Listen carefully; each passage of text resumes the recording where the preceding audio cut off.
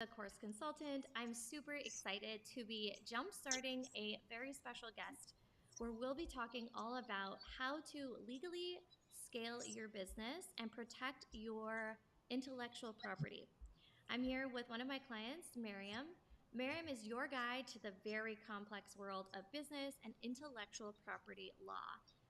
With a deep seated practice in business, contracts, trademarks, copyrights, Miriam has become the go to attorney for online entrepreneurs and helped over 1,000 pioneers protect their businesses and interests through contracts and trademarks. She's not just about the law, she's about empowering businesses. And so I wanted to have Miriam on here today because summertime is the perfect time to set the foundations and protections in place so that your business can flourish into Q4 and beyond.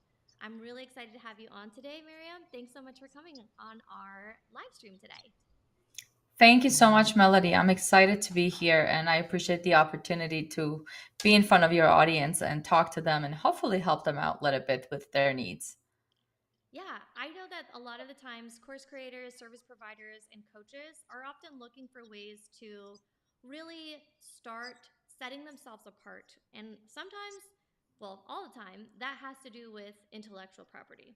So if somebody is coming to you with an idea and they Mhm. really want to set themselves up for success to protect their ideas, what would you say is really the basics? Like, what is intellectual property? Sure. So intellectual property is consists of several different components. Within intellectual property, we have things like trademarks, we have things like copyrights, patents, trade secrets. Intellectual property tends to be intangible, but it is the thing that brings your business valuation up. It is the thing that helps you stand out in a crowd. It is the thing that helps you monetize your brand that you're building to generate income by licensing out certain components of your business and your brand and your content. So, property is really the facet of your business that encompasses everything that is valuable about your business. It is the thing that you want to protect above all within your business because that's what's going to make you money. That's how you're going to stand out. That's how you're going to be known within your community and to your customers, to your audiences out there.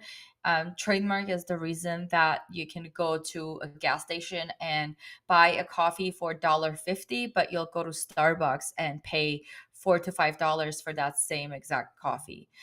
So trademark helps your brand stand out, brings brand recognition. It is the reason why we pay what we pay for our Apple laptops versus our PCs that are fraction of the price, right?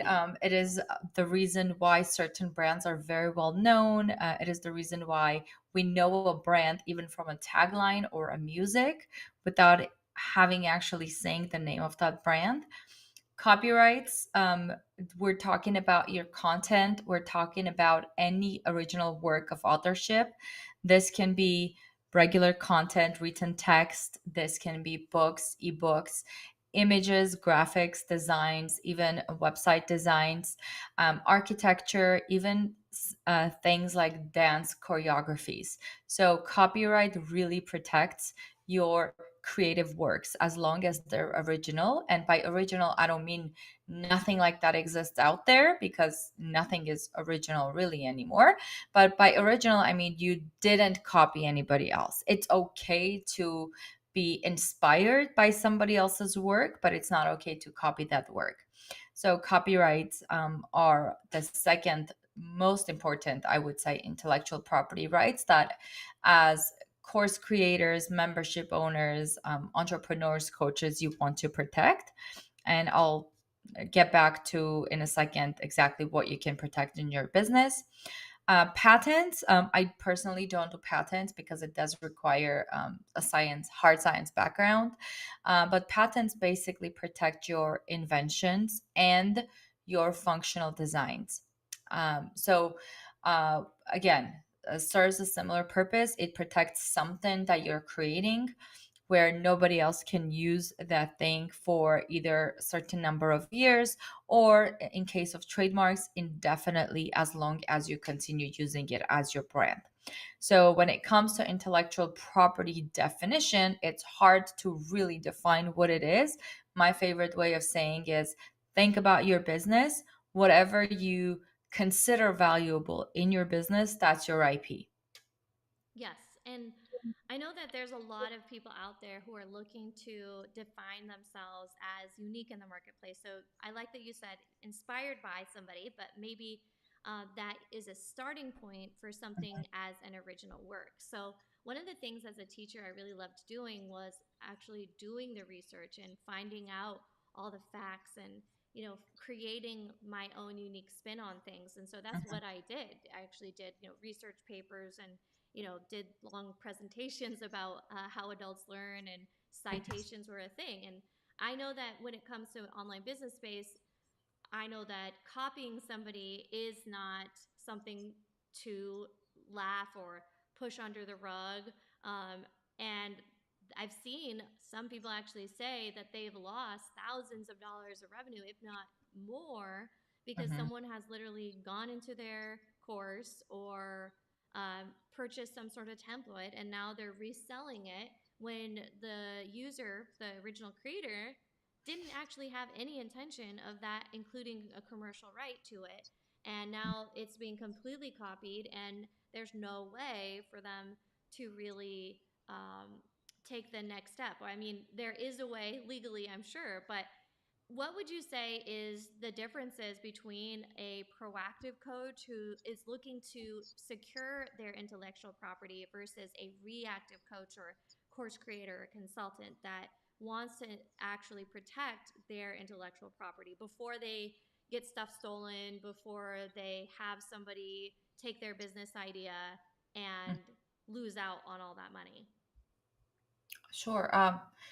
The difference between a proactive and a reactive, many hours saved and thousands, several thousands of dollars saved when you're proactive.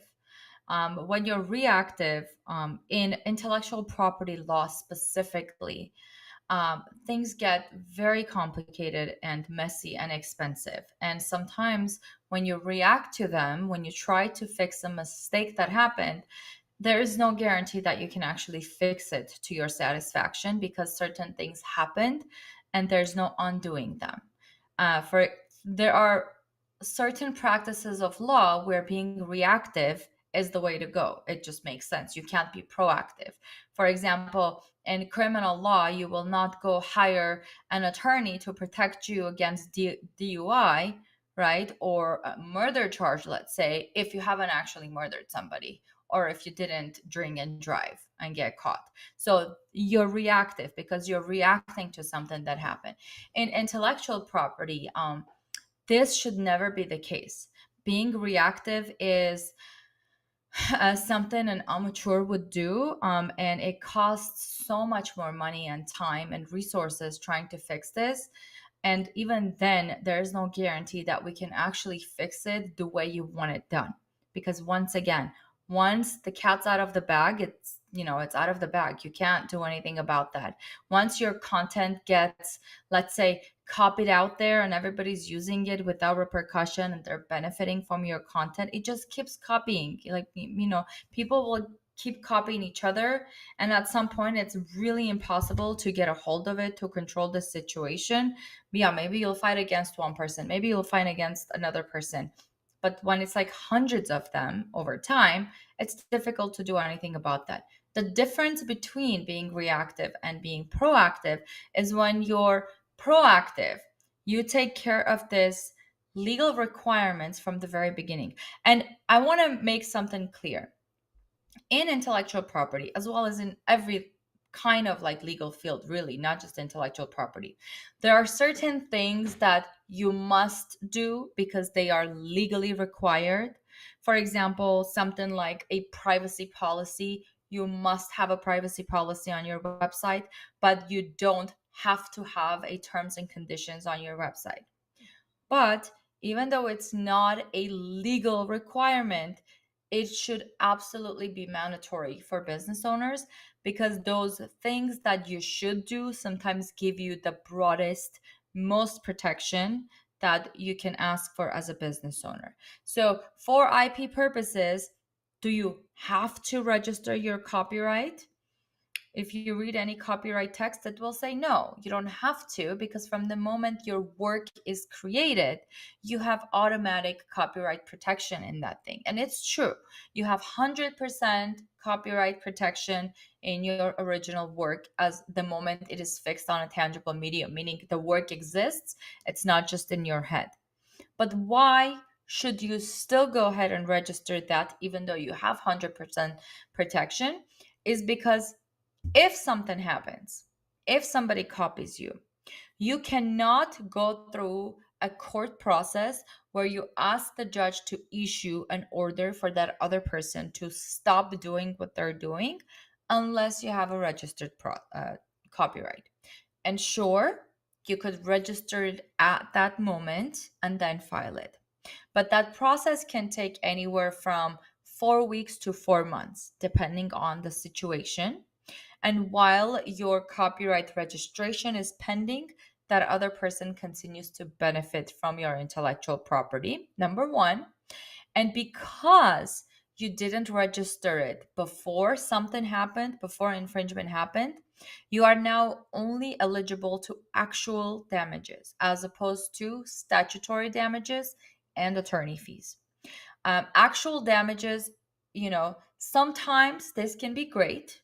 This can add up to big amounts, actual damages.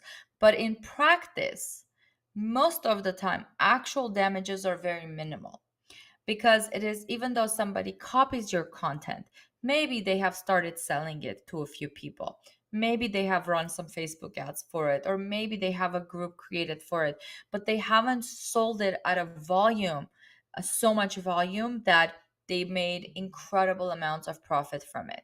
So the damages to you, the actual damages, the monetary damages, aren't going to be that great unless you discovered about this infringement years after it happened and this person had years of selling your course or template or whatnot, right? So the actual damages most of the time are minimal. When we go to court and when we ask for damages, it is the statutory damages that can add up to a nice chunk of money that you want to get as the owner of that intellectual property. But if you haven't registered your copyright before an infringement took place or within 90 days of creating your work, you are not eligible for statutory damages or attorney fees. So in reality, you'll go through an expensive litigation process. Yes, you can file in court, and yes, you'll ask the judge to issue an injunction, which is a court order for that other person to stop using your IP. But you'll spend a lot of money and very little payback from it. Yes, your IP will no longer be used, but then during the time that it was being used, you've lost actual profits, and litigation is expensive. You have spent money on attorney fees. You put your time and resources into filing a court case. Now, can you actually do without a court case? Can you go through some other channels of protecting your IP without going to court? Yes and no. So we have a few steps that you should always do before things ever come, um, you know, um, to the level of being where we want to file a court case. So number one, somebody copies your content or steals your brand name or creates something with your exact name or similar name. The very first thing you want to do, these are the exact steps I tell my clients, by the way, so maybe take notes. Um, Take screenshots. Before you do anything else, take screenshots of that person's entire website, and you want your screenshots to show the date as well. So it's not visible right off the bat, but what you want to do is right click, view source information or view code, and take a picture of the code as well where the date shows. You can search for published date or created date, and it will be there where when that image was uploaded, when that text was created. So this date is very important, okay? The most important thing actually. So take a screenshot, of the website with the images, with the text, and the date. And then take a screenshot of your entire website. Create two separate folders where you have everything saved because you don't want this person to go back and change anything. Then I would say visit the Wayback Machine. It's I believe the URL is waybackmachine.org or something like that, um, and search for the earliest instance where that website had that content in there. Now, if the content we're talking about is, let's say, like an online course where it's behind a paid wall, it's not going to be visible. That's fine. But sometimes, like people will copy your blog posts. Sometimes people will take an image that you've created and reuse it. If it's something like that, you can definitely take a screenshot of the Wayback Machine because you want to know when's the earliest instance that this was available on that website as well. The next thing you want to do after you take all of the screenshots, you have the dates and everything, is to prepare what we call a cease and desist letter. Now, cease and desist letter is an actual legal letter. You can write this by yourself if you want. You can hire an attorney to write one for you, which obviously would be my recommendation because they will put it on their actual letterhead. It just looks more official and the law will be more on point. Whereas if you write it, I'm not saying you won't do a great job. You can. In fact, there are templates that will help you out throughout this process. But obviously, as with anything else, when a letter goes from an attorney, it just holds a little bit more value. Like they take tend to take it more seriously than if you just sent them an email.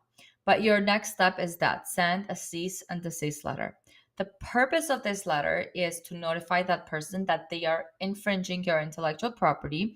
Now you tell them what intellectual property is it, your copyright, is it your trademark? It's not going to be patents. It can be your trade secrets, but not most of the time. And we'll discuss what trade secrets are in a second as well. You tell them that they're infringing it. You can include actual screenshots. You can tell them, here's what you have. This is my stuff. You're obviously infringing. And if you can prove somehow, make a connection that that person had access to your stuff before infringement happens, that creates a very strong link. If Mm-hmm. you cannot show any kind of connection between the infringing party and your content, then sometimes it will work against you because that person can say like, what, you're the only one who can come up with this content, like I couldn't have came up with this by myself, unless it is word for word copy of yours. Then if you don't show some connection between you and that person, it's more difficult to prove it. But if you have that connection, for example, one of my um, earliest cease and desist cases that I got hired to do was for this client who had a very profitable Disney membership. And she had a student in her Disney membership, and that student started another Disney membership after being a member in that. And that person didn't even try hard to, hide the fact that he was copying her. He copied her exact sales page, word for word. He just switched out a couple of images here and there. He even copied her lead magnets, like her free resources that she was giving out in order to grow her email list and to bring people into her membership. And he was profitable. He was using ClickFunnels. He was running ads. He was making a lot of money with his membership that he copied word for word from my client. Wow. Yeah. Like this is, I can't even make this up. Like this was so much worse. Like we kept shutting down his website. Another one kept popping up. Um, so send that cease and desist letter. And what you want to do is you want to give them some sort of a deadline to comply. So I prefer to give about 48 to 72 hours to comply with the letter once they receive it. It's up to you how much time you want to give them. It also depends how you're going to send them the letter. If you're going to send it as a snail mail, like through U.S. postal system, then you want to give them additional time, maybe 5 days or 10 days to respond or to take certain action. If you're going to email them the letter, you can give them like anywhere from like 2 to 3 days to comply. I prefer to send both snail mail and email. And when I send the email, I don't just put the letter in the body of the email. I actually create an official letter and I attach it to the email where I say, please, for your attention, I'm attaching a cease and desist letter. You can even say that it's been reviewed by your attorney if you write it yourself. If not, it will go directly from your attorney, so you don't have to worry about that. Now, if your cease and desist does not produce any results, which happens very often, because the person will either ignore it, or they'll say, "I'm not infringing," like whatever, it's not important for them. Your next step would be to do what we call a DMCA takedown notice. A DMCA stands for Digital Millennium Copyright Act. It is a regulation that was put in place to protect the companies, the hosting companies of your content. For example, let's say you have a course that's being housed in Kajabi, Mm-hmm. right? You would be filing your DMCA with Kajabi, not if the other person's course is on Kajabi, meaning not yours, then you would be filing DMCA with Kajabi, not that person. If their content is directly on their website, let's say it's a WordPress website that is being hosted on, I don't know, a Bluehost or SiteGround, then you would be filing DMCA with SiteGround. If the offending content is on social media, you would be filing it with that social media platform. So wherever that content is located, you file it with that hosting company.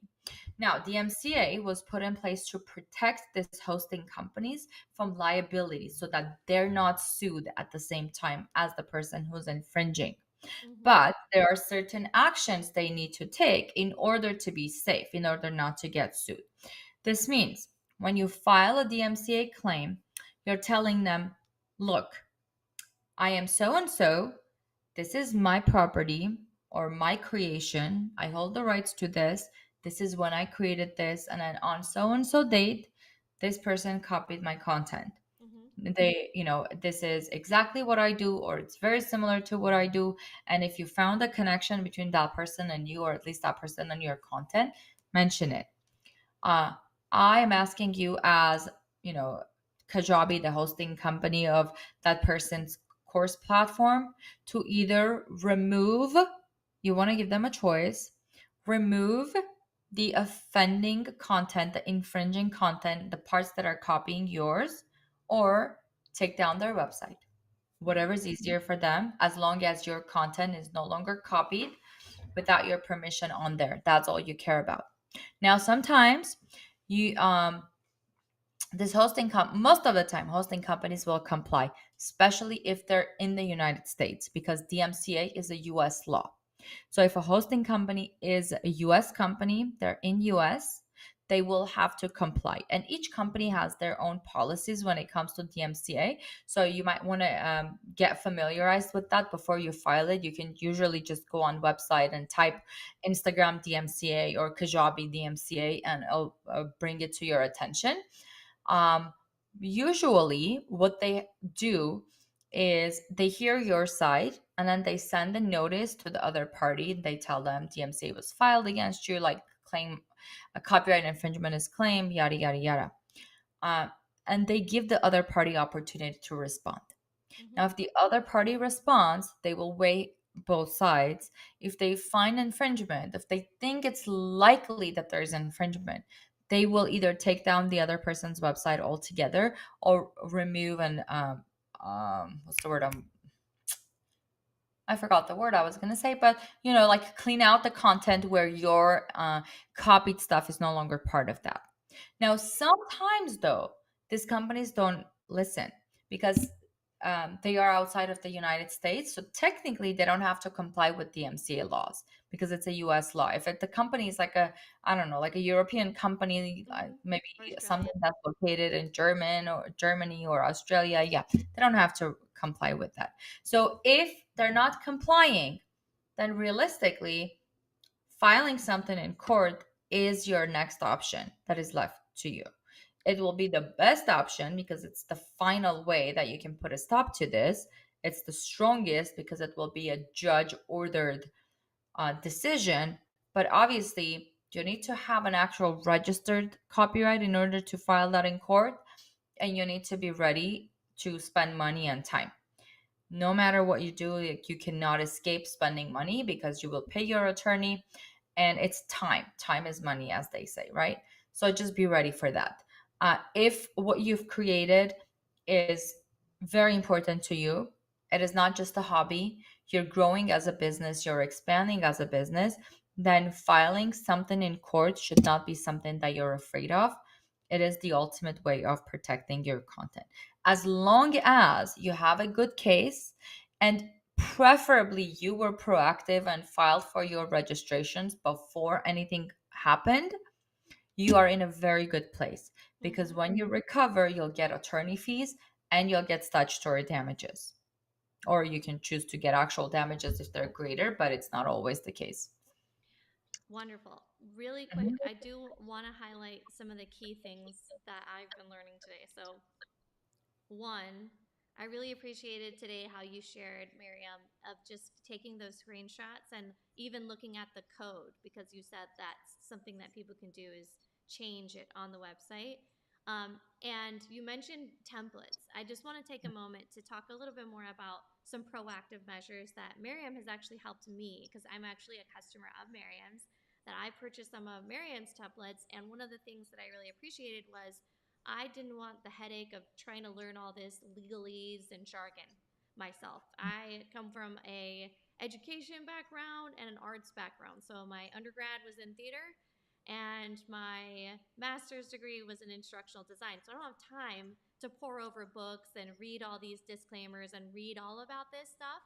And one of the things I appreciate about Maryiam is that Maryiam actually is licensed. And there is a huge difference these days. And I'm actually not privy to the full understanding of this because I am not an attorney.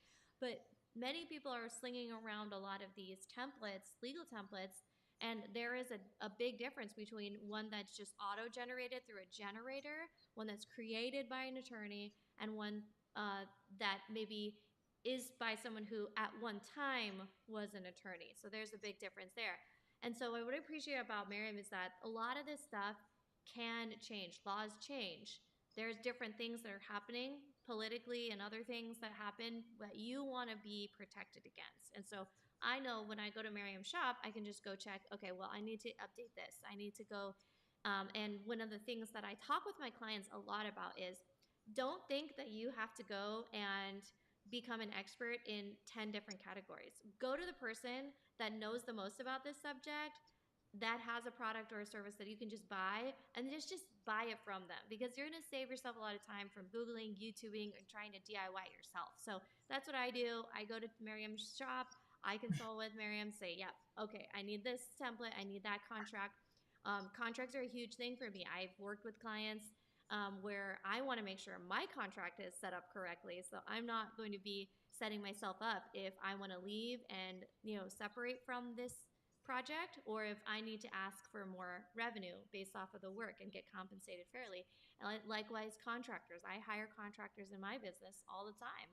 I want to make sure that we're both protected, that both parties feel good about this, and there's nothing left undone, or there's no bad blood between us, Mhm. because I want to be protected with those contracts. So over the years, I've loved buying from Maryiam. And if you're looking for someone to really give you the most up to date, the best information, not just Google it and cross your fingers and wish on a star that you're going to be protected, right? Miriam is here and you should ask these questions now. So if you're watching the replay, drop a comment in here, ask a question. Obviously, it's not a specific client attorney relationship, so I do want to make that disclaimer. But this is the time that you should start at least thinking about these topics, right? And then start working through that. So, Miriam, this has been really insightful. I know you could talk so much about that. And I know you have an exciting thing happening really, really soon. And I know you've been working so hard on it, and we've been working together on it. Um, let's talk a little bit more before we get into that. What was really challenging? Because I know you've got a really cool program that you're working on. What was one of the challenges that you had when it came to coming up with, you have spent your entire career on this? How do you disseminate this into a palpable program? What was the challenge that you had before you decided to work with me within some of my VIP services? Sure, sure. Gladly. First, thank you so much. I really appreciate the fact that you are a client, have been a client, hopefully you will continue being a client. I always love hearing from you. Now, as far as challenges, there were many, right? As Melody mentioned, as you just mentioned, like I am not an expert at everything. I have my own field, like which is the law, as it relates to businesses in general. But for the past 4 years, I have been really honing down and kind of focusing on online business owners, specifically like coaches, consultants, course creators, because the law is really different from when it comes to general businesses to this kinds of businesses. But I had this idea in my head, like I knew exactly what I wanted to create as a course, what I wanted to offer to the people. But it's like I was working on putting it together, and there came a time where I almost had this information paralysis going on. Like I kept reading so many articles, like I've done research, like I sat through different workshops and master classes, one after another, and at some point I was just confused. I was like, okay, I kind of know too much at this point, because I don't know what to do, what my next step should be. Like, I know that I want to create this program and I know that I want to launch it to this particular audience. But other than that, I was having difficulty figuring out what my steps should be. What's the number one thing I should do? What should I work on next? How should I divide my tasks? It seems like a simple thing, right? When you think about it. In fact, that was my idea until I sat down to do it. My VA kept nagging me every day, like sending me messages saying, like, Maryiam, assign me more tasks. And I'm like, I don't know what tasks to assign her. Like, I have so much to do, but I don't know what to assign her at this point. So in came Melody. I remembered that, I saw her on Instagram. Obviously, I know her in general from, her programs, my templates and all of that. But I saw her talking about this specifically on Instagram. I think you were doing like an Instagram story. I was like, wait, this is exactly what I need. So I contacted her and got on her like VIP program, and Melody has been godsend. Like she helped me throughout the entire process. She broke everything down for me in like baby steps where I felt comfortable and not overwhelmed anymore. So I knew exactly what it is that I was supposed to do. Like, okay, week one, let's get this done. Week two, let's get this done. Once like I had that structure and her continued support, she was available to me via like Voxer and Facebook and emails. Once I had that initial thing going on, it was easier for me to go and be like, okay, I want to like customize this little thing here. I want to do this like slightly differently, or I want to do add this thing to it. So then things started making sense and I was no longer stuck in one place. But before I talked to her, it was not a pretty place to be. I felt incredibly overwhelmed. Like she knows that. I was like, help, I don't know what to do. And that's the thing. It's most people come to me when they already are planning the launch, and they'll say, "I feel like I know what I'm supposed to be doing, but all the steps are just too much, and I feel like I just need somebody to just check. Is this the right direction?" And I do the same thing. I hire other consultants to say, "Hey, I know that you're great at curriculum, but maybe you need help with the positioning of this program because we're going to put it on Facebook ads." And so I'll say, okay, Facebook ads person, I need your help to clarify, what's the hook on this? Or, sometimes I've joined programs specifically on Instagram Reels, and I'll say, I just need somebody to explain to me, how do I get all of this launch ideas that I have into a reel format? Because that's a completely different outcome. So outcome-based programs are really my specialty. If you're looking for somebody who's just trying to put together a $47 mini course, yeah, I could teach you how to do that. But if you're looking for the full shebang and you want all of the nuts and bolts put in place and need a plan, and you love structure and you love detail and you just want someone to say, pulling ideas out of my brain and it feels so good, then that's who I am. I'm going to pull the ideas out of your brain like a bunny rabbit out of a magic hat, except this time it's real and it's your intellectual property. So the benefit of it is lifetime intellectual property, thousands of revenue, possibly more if you're really, really wanting to push hard on this and turn it into a full program. I have clients that run memberships, group programs, masterminds, retreats. I have the full gamut. So really, I love just talking with experts just like Maryiam. Okay, so Maryiam, let's talk about this upcoming super exciting event that you have planned. Tell me if someone was like, I just can't disseminate and learn every single thing that you just said. Can you just share with me what are the key steps that I need to take in order to legally scale? I've got a great group program. I want to make sure it's protected, or I have an agency. I have maybe a couple freelancers working for me. What's the best way to scale this business? And I really need some sort of support from somebody who knows the online business space. What would you tell them about in a way that would help them take that next step? Sure, absolutely. Um, so we've already talked about the fact that I'm an attorney and I have my law firm. But having a law firm and just representing clients one on one comes with certain limitations. Number one, limitations on my end because I only have so many hours to, have one on one conversations and represent clients. Like there's, a ceiling. Once I hit that, I either have to hire another attorney to help out or I have to take on less clients. And there's a time component, right? Like I'm a mom of three. I have twins. I have a 6-year old. So I do love spending time with my family. My goal is not to sit in front of my laptop from morning till night and uh, talk to different clients or prospects. As much as I love what I do, as much as I love my prospective clients and clients, like I love my family more. So I want to be there for them. Um, and Melody mentioned my templates, my contract. So that is my side business, I should say. Like I've had it for 5 years and I have helped over 1,500 entrepreneurs. If they couldn't hire an attorney to write a custom contract for them, I usually have a template for a similar contract or the same exact contract. And it's very detailed. I call it template because I have to. It's an educational asset as opposed to like a legal advice. So we call it a template, but it's really as detailed as you'll get with a custom contract. Now, but I wanted to take it step further or several steps further because I have after have interviewing over I think 34 or 35 like 35 coaches I believe for this very program. I'm still in the stages of interviewing. My program is about to launch, but I'm still interviewing them because every day I'm trying to refine my messaging, trying to understand the pain points more and more. One thing became very clear when I asked a question such as, what would having 360-degree legal protection mean for your business? One of the most common responses that I have got from them was, well, I already have my LLC. I'm protected. Oh, Or, some others like saying kept said stuff like, oh, I bought your legal bundle already. Like I have my website policies in place, so I'm good.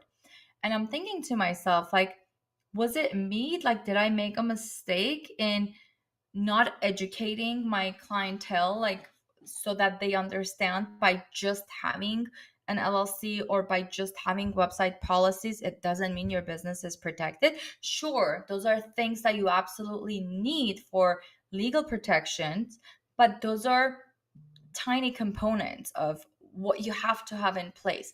When we're talking about 360-degree protection for your business, we're talking about a scenario where you can make decisions right and left for your business. You can grow, you can scale, you can hire, you can expand your services, you can offer higher paid services without ever having to worry that something you want to do might get you in legal hot waters, so to say. So when I say 360-degree legal protection, I'm literally talking about all the different facets of legal protection. Contract is one of them, like intellectual property is another, hiring, firing, building a team. Those are all things that you need protections in place for, right? Your agreements, website agreements, your advertising guidelines, social media guidelines, how you talk, what you say, all the disclaimers that you need to have in place. So there's so much that goes into legal protections. And the other thing is that depending where you're at in your business, those legal protections will change. So if you're a business that just started out, you need a different protection in place versus a business that's making like several hundreds of thousands or $1 million of revenue or more. they need completely different legal protections in place. So it's not a one size fit all. It really depends where you're at, what you're trying to accomplish, who you're working with, how much money you're charging, whether you're working internationally or not, you're expanding your services to other countries or not, whether your IPs are protected, whether you have an actual trade secret. So all of this comes into play.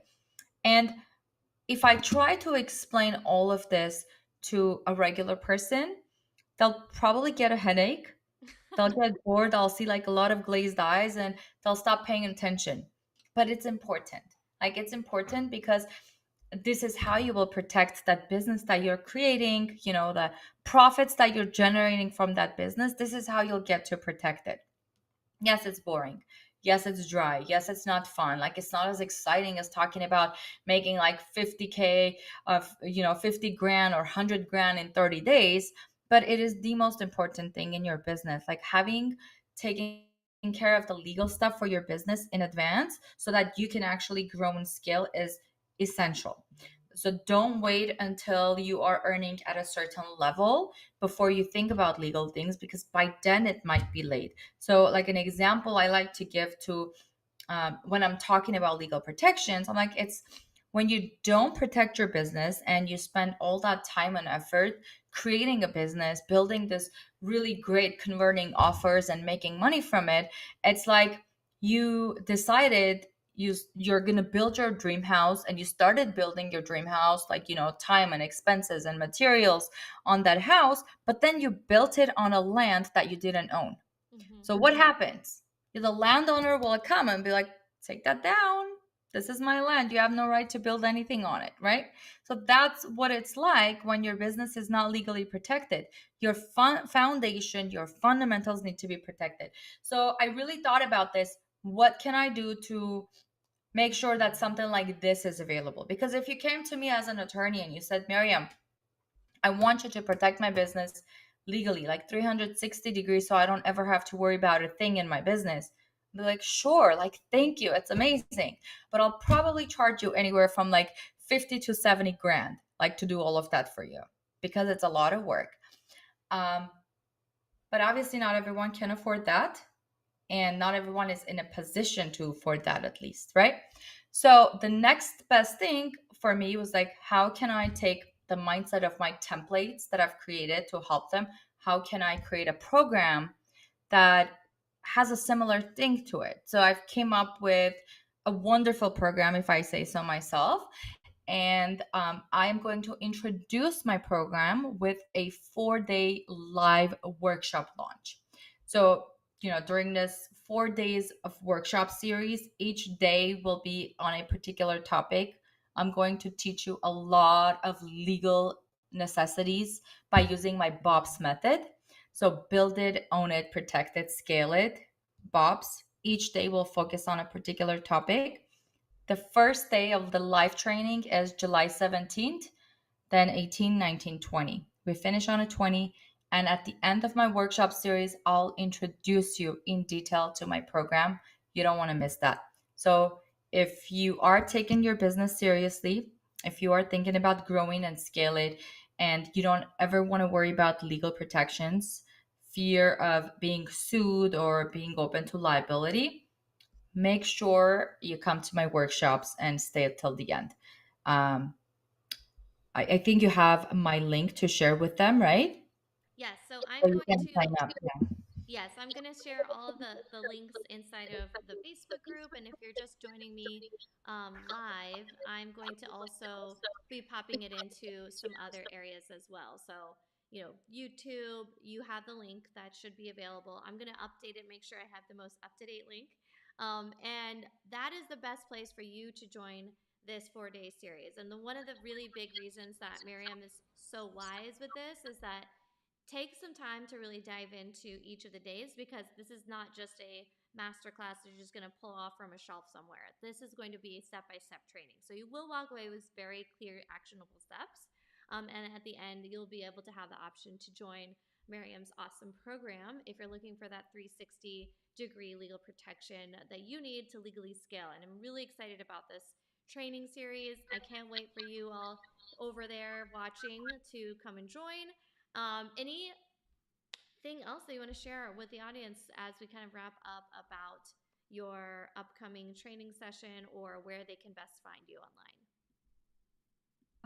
No new information. I think I've covered it all. I've talked so much, like I need to take a sip of water.